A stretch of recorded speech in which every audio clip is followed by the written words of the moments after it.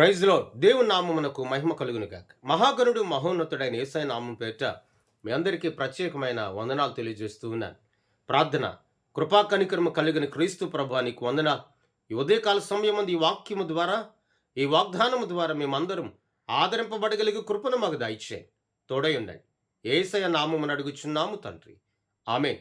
దేవుని వాక్యంలోనికి మనము వెళ్దాం. పరిశుద్ధ గ్రంథములు సంఖ్యాకాండం 20వ అధ్యాయం 12వ వచనాన్ని చదువుకుందాం. అప్పుడు మోషే అహరోనులతో, మీరు ఇశ్రాయేలు కన్నులు ఎదుట నా పరిశుద్ధతను సన్మానించినట్లు నన్ను నమ్ముకొనకపోతిరి గనుక ఈ సమాజము నేను వారికి ఇచ్చిన దేశంలోనికి మీరు తోడుకొని పోరని చెప్పాను.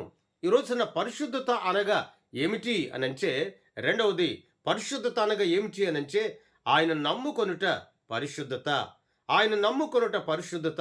వాక్యమును నమ్ముకొనుట పరిశుద్ధత.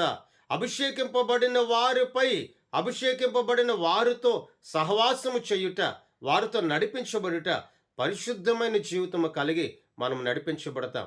చాలా మందిని మనము ఈ ప్రశ్న అడిగినప్పుడు, మీరు దేవుని నమ్మారా, పరిశుద్ధుని నమ్మారా అని అంటే, మేము నమ్మమండి అని చెప్తూ ఉంటారు. కానీ వారి జీవితాలు ఇంకా అన్య ఆచారాలు కానీ, అన్య మూఢనమ్మకాలు కానీ, అన్య విధానాలు కానీ, వారు నడిచే ఆ నడవడిక కానీ, త్రోవలు కానీ ఇంకా వారి జీవితంలో అలాగనే ఉంటాయి. కానీ పైకి భక్తి గలవారుగా దేవుని వాక్యాన్ని మేము నమ్మామండి, పరిశుద్ధుని నమ్మామండి అని వారు చెబుతూ ఉంటారు. కానీ వారి జీవితంలో ఆ మొదట ఉన్నటువంటి ఆ భక్తిహీనతను విడిచిపెట్టరు. చాలామంది సాధారణంగా బలిపీఠం యొద్దకు వచ్చి సాక్ష్యము చెప్పిన అన్య ఆచారాలు లేకపోతే మూఢనమ్మకాలు అవన్నీ జీవితంలోనే ఉంటాయి. కానీ ఆ పరిశుద్ధమైన స్థలంలోనికి వచ్చి మేము వీటన్నిటిని విడిచిపెట్టామండి అని చెప్పి గొప్పగా చెప్తూ ఉంటారు.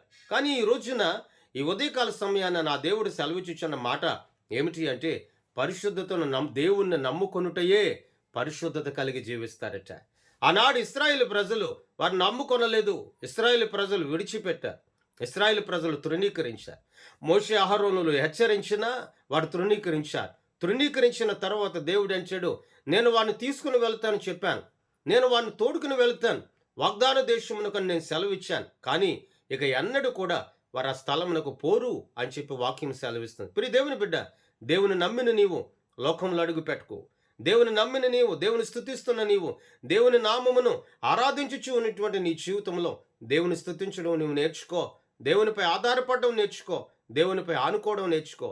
ఇహలోక సంబంధమైన క్రియలను బట్టి కానీ, ఇహలోక సంబంధమైన ఆచారాలను బట్టి కానీ దేవుని నామమునకు అవమానకరంగా ఏనాడు కూడా నువ్వు బ్రతకవద్దు. ఎందుకంటే నా దేవుడు నీ పట్ల ఆయన ప్రేమ చూపిస్తూ ఉన్నాడు, నీ పట్ల కనికరం చూపిస్తూ ఉన్నాడు, నీ పట్ల వాత్సల్యతను చూపిస్తూ ఉన్నాడు.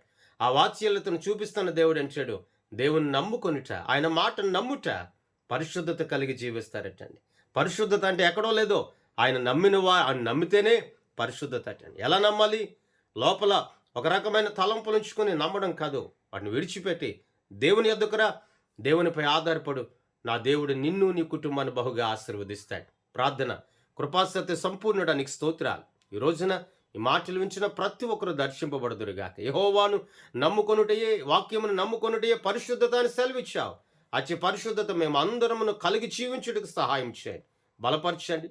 శక్తి లేని వారికి శక్తిని దాయిచేయండి, ఓదార్పు లేని వారికి ఓదార్పును దాయిచేయండి. బంధకములో ఉన్న ప్రతి కుటుంబమునకు విడుదలను మీరు దాయిచేయండి, ఆశీర్వదించమని యేసయ్య నామమున అడుగుచున్నాము తండ్రి. ఆమేన్. దేవుని సన్నిధి మీ అందరికీ సదాకాలము తోడండి నడిపించును గాక. ఆమేన్, ఆమేన్, ఆమేన్. మీ అందరికీ వందనాలు.